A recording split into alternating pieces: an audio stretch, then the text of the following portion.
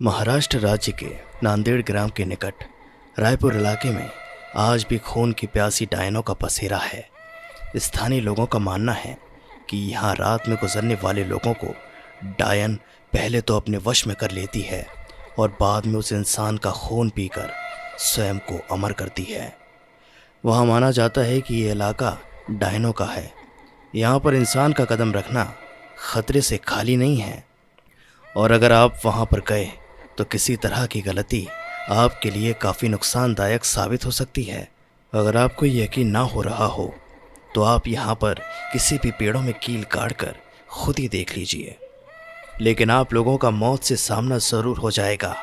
आप लोगों को भले ही अंधविश्वास या अंधश्रद्धा लग रहा हो, इस भूतिया गांव का यही दस्तूर है। इस भूतिया गांव को अभिशप्त माना जाता है।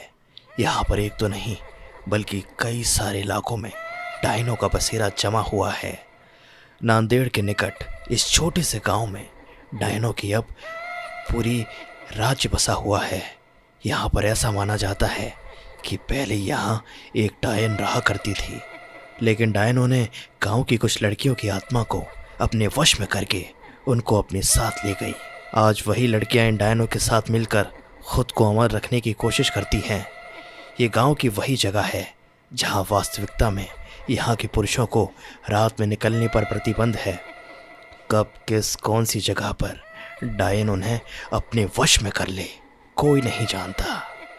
अभी तक यहाँ पर कुल 42 ऐसे मामले आ चुके हैं जिनमें से पुरुष लापता हो गए हैं, लेकिन उनका अभी तक कोई अता पता नहीं चला है।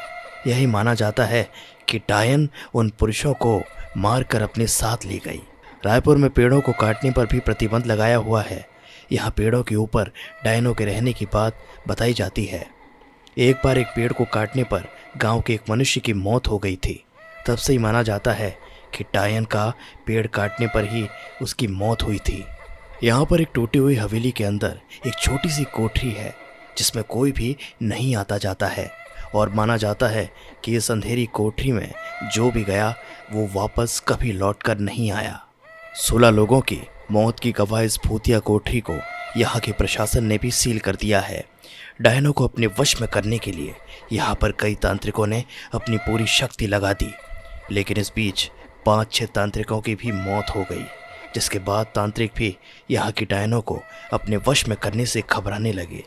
कहा जाता है कि गांव में हर अमावस्या और पूर्णिमा की रात को कोई बाहर नहीं निकल सकता। हालांकि ये बात काफ़ी पुरानी है। अब लोग अपने घरों को अच्छे से बंद करके घरों में रहते हैं। गांव के कुछ लोगों ने यह भी अनुभव किया है कि अक्सर रास्ते में चलते वक्त उन्हें अजीबोगरीब आवाज़ें सुनाई देती हैं, लेकिन पीछे मुड़ने पर कोई नहीं होता। गांव के रंजित नाम के एक व्यक्ति ने अपनी बाइक पर एक डायन को लिफ्ट तक दे दी थी। काफ़ी लंबा रास्ता तय करने के बाद उसे एहसास हुआ कि उसके पीछे कोई बैठा हुआ है, पर उसने जब पीछे मुड़कर देखा तो कोई नहीं था। रायपुर के लोगों का मानना है कि यहाँ कई साल पहले एक खूबसूरत महिला के साथ गांव के कुछ लोगों ने बलात्कार किया था।